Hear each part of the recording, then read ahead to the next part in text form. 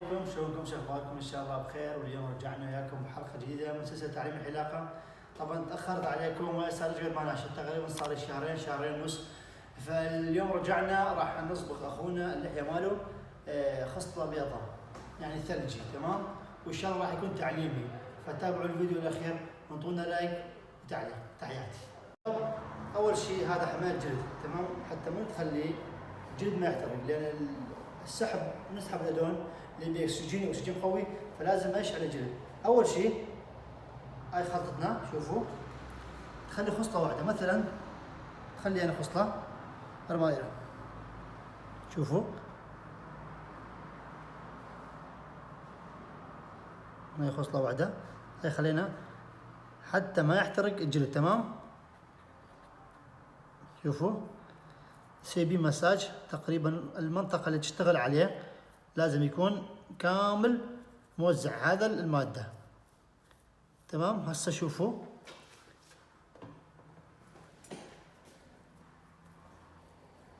لازم شي مساج كامل حتى يطخ الجلد، حتى من الاكسجين والصبغ يطخ الجلد ما ياثر على الجلد، تمام شباب؟ فتابعوا الاخير ولا تمشون الفيديو حتى كلكم تستفادون من التعليم الثلجي. طبعا شباب اول سحبه راح يكون بلندر ابيض، شوفوا خصله واحده يكفيه، تمام؟ واكسجين 20، تمام؟ شوفوا هسه اقول لكم شلون يكون الخلطه يعني مضبوطه.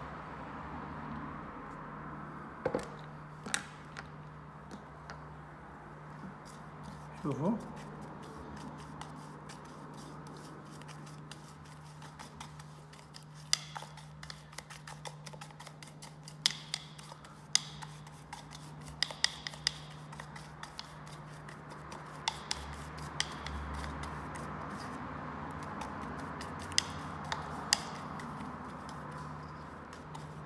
شوفوا لازم يكون هيك، لازم يكون خلطه هيك، تمام؟ لازم يكون خلطه هيك، يعني ينزل من الفرشاية على كيفه، تمام؟ شوفوا اولمبلكس هذا حمايه على الشعر، تمام؟ حتى الشعر ما يحترق. شوفوا العصاره هاي خصله واحده، هاي يكفي، تمام؟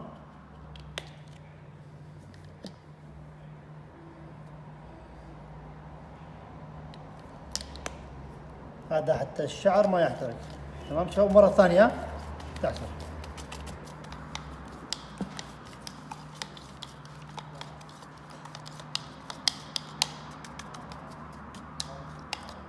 شوفوا بعد شويه لازم تخليه، بعد شوي لازم تخليه.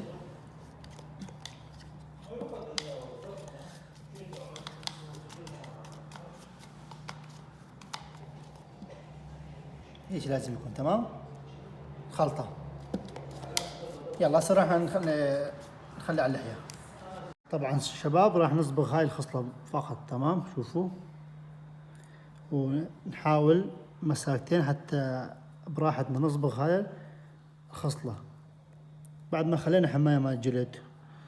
والبلوندر الابيض شوفوا هاي طبعا فرشاة صغيرة،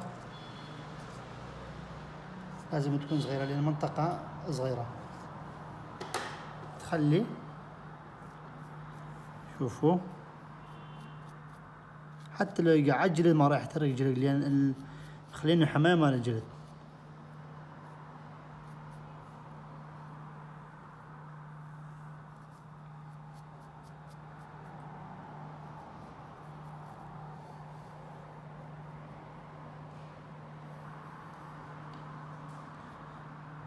حاول تخلي كثير على اللحية، تمام؟ وايدك بس بعدين على السريع اغسل ايدك، تمام؟ ايش يعني بس؟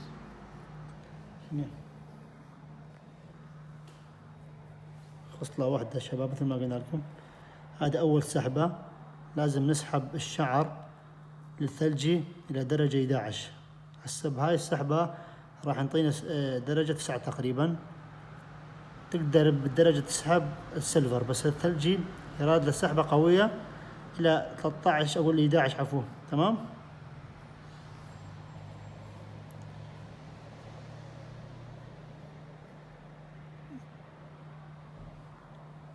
طبعا شباب بعد ساعة خلينا الصبح، ونسيت أقول لكم تخلون السيليفون عالية. تمام. وهاي المساكة هاي المساكة تخلوها عليه حتى السيليفون ما يوقع. تمام. هسه بعد ساعة راح نشيله، ساعة ونص دعق عليه. تمام. أول سحبة نشوف إذا يحتاج سحبة ثانية. هسه شفناش يعني. شوف هاي مادة مال الحماية الشعر. شوف الشعر نفس ما هو طبيعي، يعني ما بي أي شيء مط. شوفوا مثل ما هو. هسه لازم نسحب سحبة ثانية. تمام. خليكم معنا تابعوا. طبعا شباب هذا راح يجي السحبة الثانية اللي هو يكون بلوندر الأزرق. تمام. هالقد معلقة واحد، ونحاول نشيل. شوفوا شيلنا. هاي مرة أكسجين راح يكون 30. تمام. يبقى 30 على 9. شوفوا نفس الكمية مثل ما قلنا لكم. الخلطة الأولى شلون سويتوا لازم يكون نفسها. سده نار قرب زين حبيبي. شوف لا بلوندر أزرق أقوى من الأبيض. تمام. أكسجين 30 لا تنسون، ومادة الأولمبلكس تخلوا عليها. تخلطها زين. إذا ما تخلطها زين مكان مثل ما يقول برتقالي، مكان يصير أصفر، لازم يكون خلطة زين. مرة ما خلطت هيك. هاي المادة شوفوا مثل ما قلنا لكم الخصلة واحدة. تمام. هذا يكفي. شوفوا هاي المادة. شوفوا حماية الشعر، حتى الشعر ما يحترق.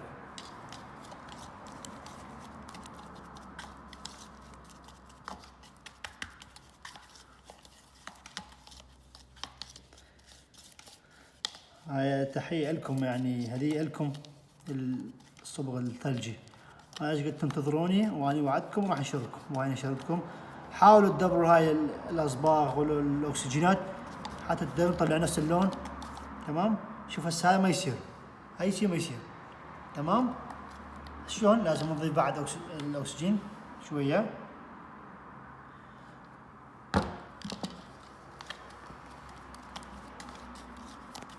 تخلطها زين مثل ما قلنا لكم.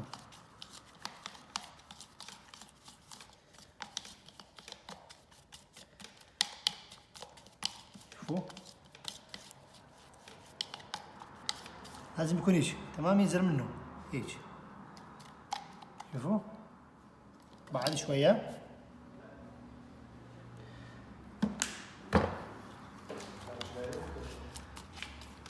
شوفوا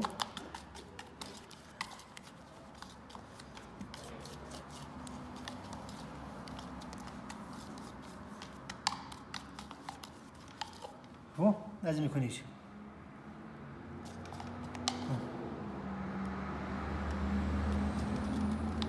اوكي يلا خليكم معنا.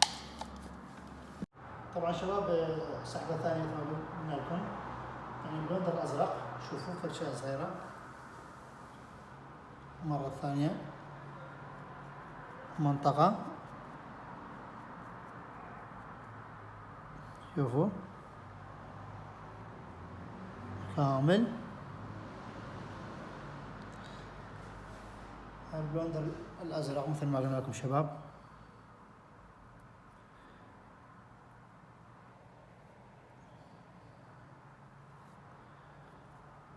حتى لو دخل شعر اسود وياه لا عليكم. اخر شيء بعد ما يخلص الخصلة تقدر الخصلة الاسود تشيلها، سهلة. هسه نجي نخلي السيليفون. شوفوا بعد ما خليت هاي السيليفون تمسك بهاي الطرف، الطرف الثاني هم تلزمها هيج. شوفوا تنزل الشعر كامل بالسيليفون.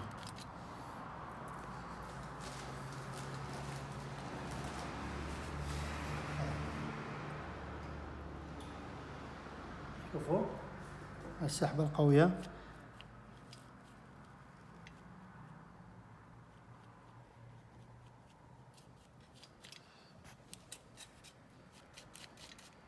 ترجع عليه مرة ومرتين، لا تنسون مرة ومرتين وثلاثة، يعطيك يعني سحب قوي.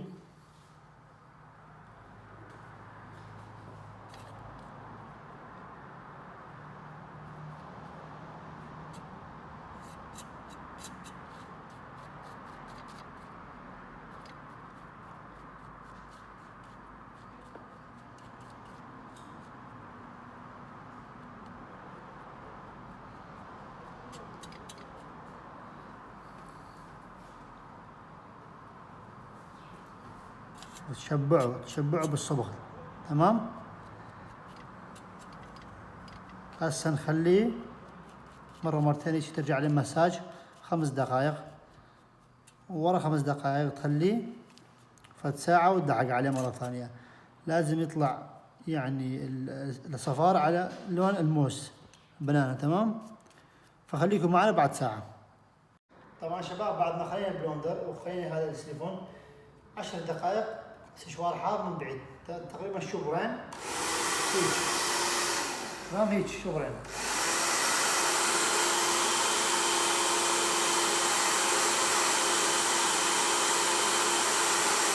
ليش نحن نسوي شيء؟ حتى السحبة تكون أسرع. تمام. يعني 10 دقائق. تابعوا إلى خير. بعد ساعة وراح نشيل السيليفون. ما قرب الكاميرا.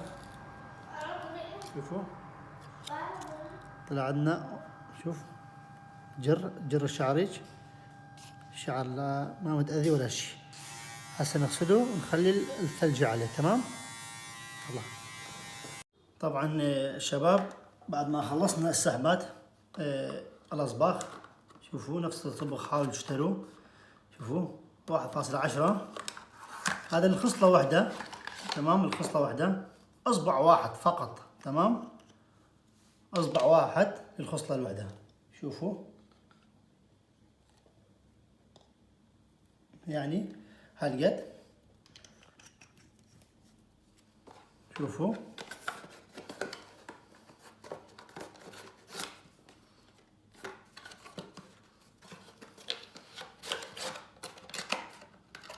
بعدها 12.0 تخلي نص أصبع. تمام شباب.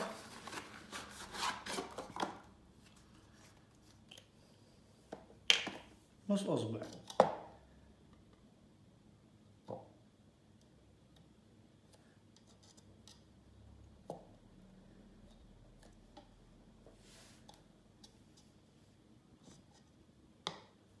نص أصبع.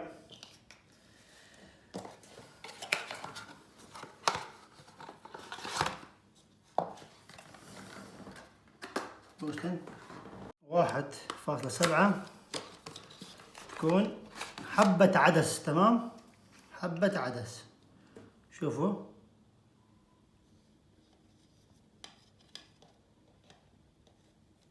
يعني هذه قطرة صغيرة هنا تخلوه.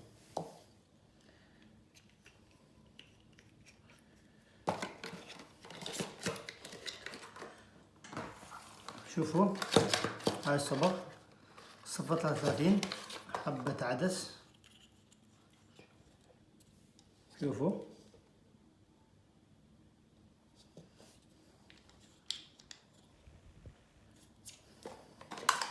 هاي كلها تخلطها حطيت على الثلجي. وهاي شوفوا اسمها حبة عدس هم نفسها.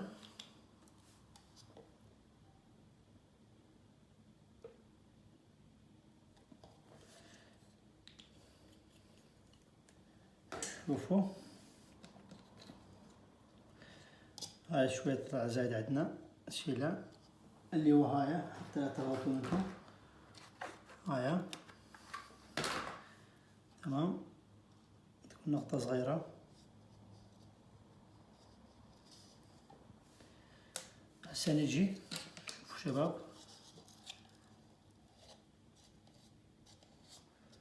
ونشيل وياه.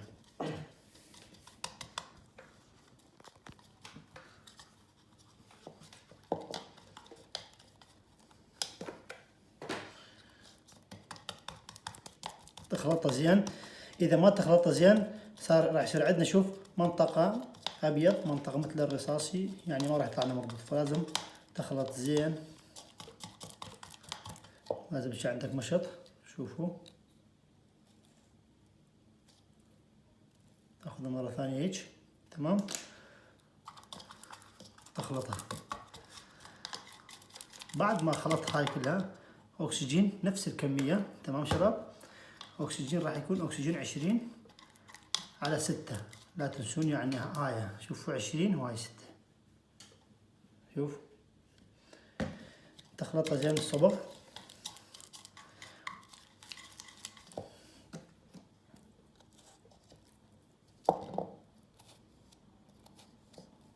ناخذها مرة ثانية،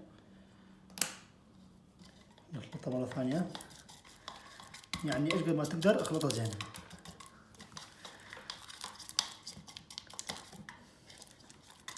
شوفوا النتيجة، ان شاء الله يطلع على نتيجة الثلجي قوي. مرة ثالثة هم بالمشط مرة هيجي، هاي المرة الأخيرة تاخذون الصبغ كلها بالمشط تمام.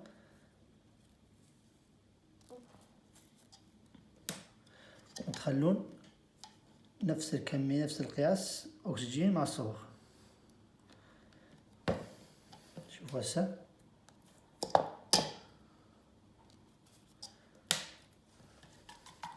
شوفوا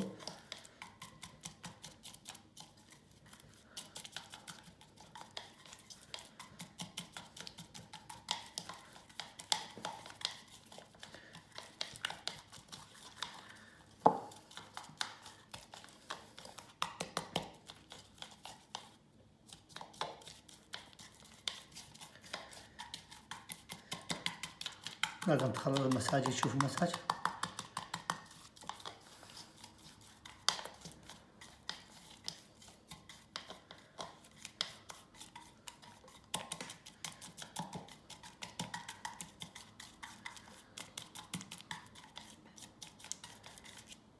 شوفوا الصبغ لازم بعد تخليه.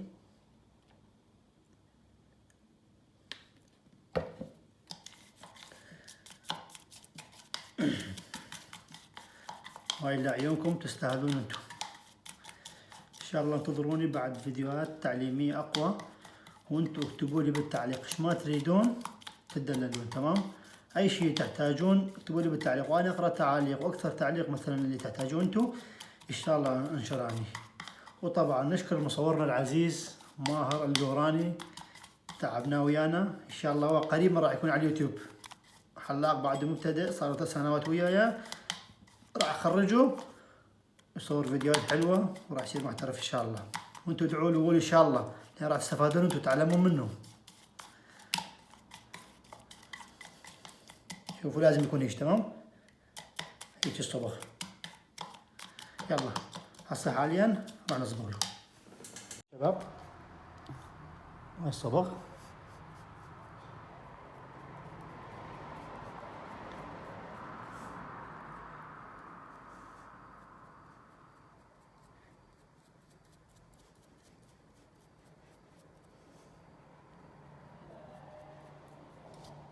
خلي كمية كثيرة، بعدين تجي بالمشط.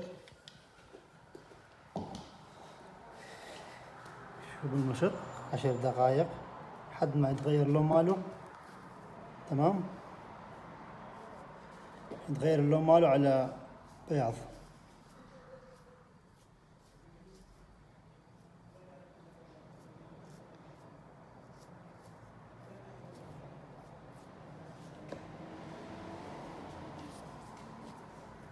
عشر دقائق سيلوا مساج.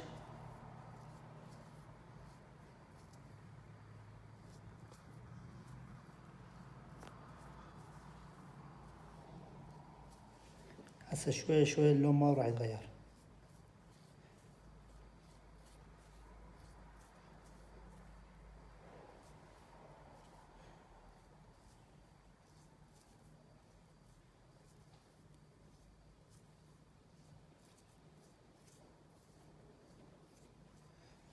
شبع الخصلة.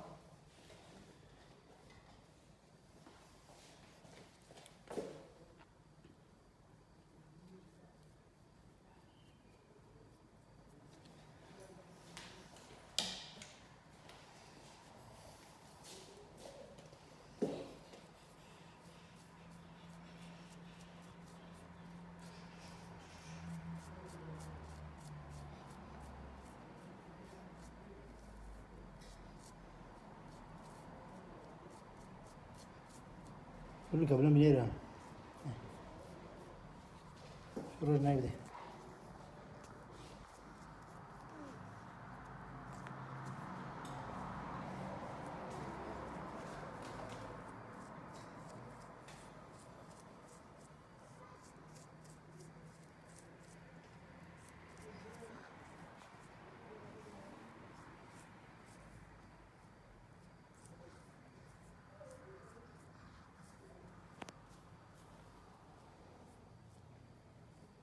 هيجي شوية أسوي مساج مرة ثانية.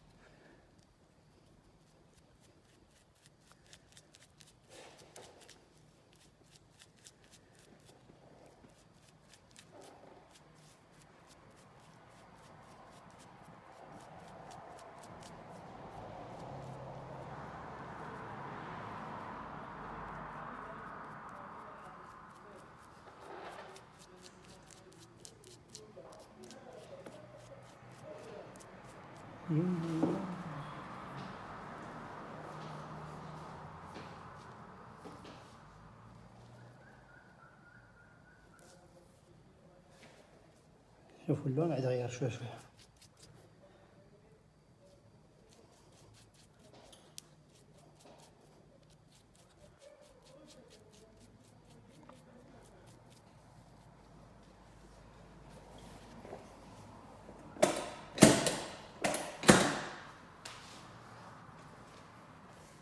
ديركا ديركا.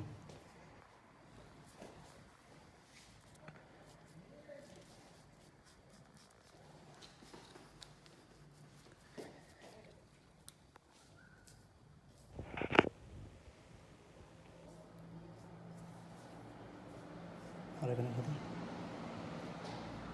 شو أدق صوروني؟ أدق.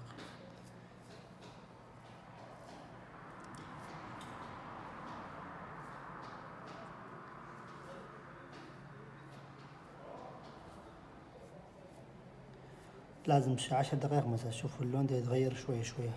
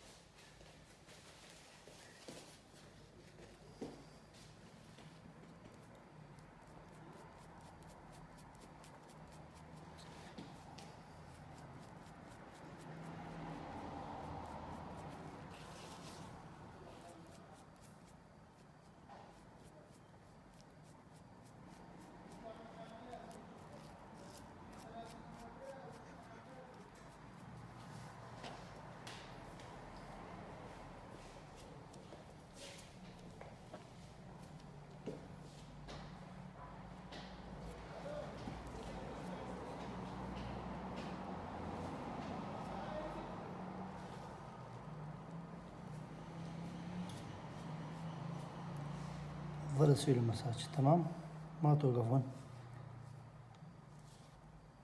لأن الثلج أصعب شيء، السيلفر شوي أسهل.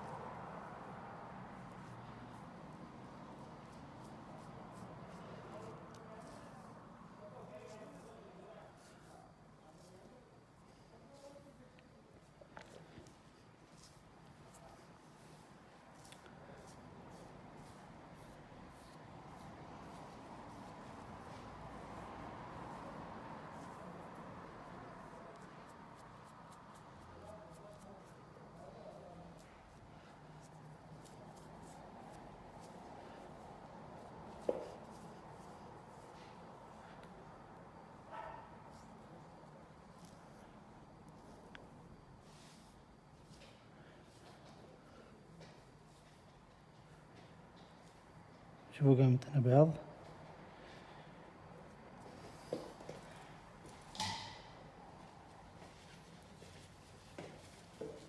بجبت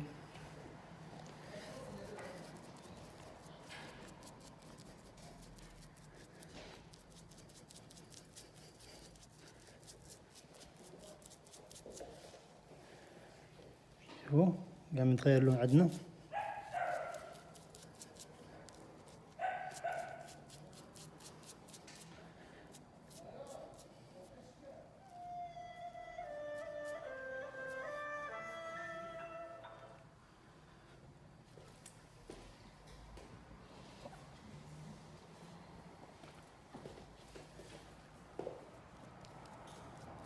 يعني ظل تسوي له مساج مدة 10 دقائق 5 دقائق مرات ربع ساعة لحد ما يطلع عندنا لون كامل.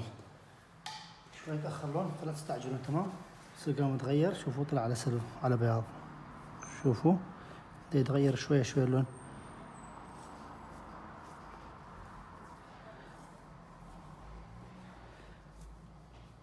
فالمكان اللي ما يعطينا بياض ثلجي يعني سحب اللون ما كان سحب كامل.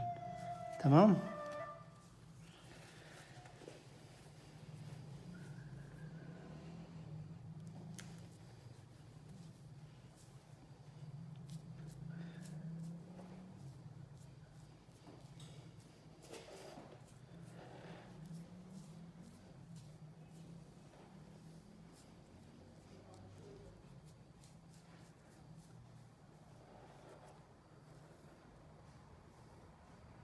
شوفوا قرب الكاميرا مال عليه. شوفوا البياض قام يصير ابيض يتغير اللون. فات 5 دقائق وراح نغسله. طبعا شباب بعد ما طلعنا الالوان والاصباغ يعني سحبات اللون شوفوا شلون طلع ويانا ابيض ثلجي. ان شاء الله قريبا راح اشارككم كل شيء على اليوتيوب، فانتوا ايش تريدون راسلونا. تمام. شوفوا ثلجي يعني شيء حلو يجنن.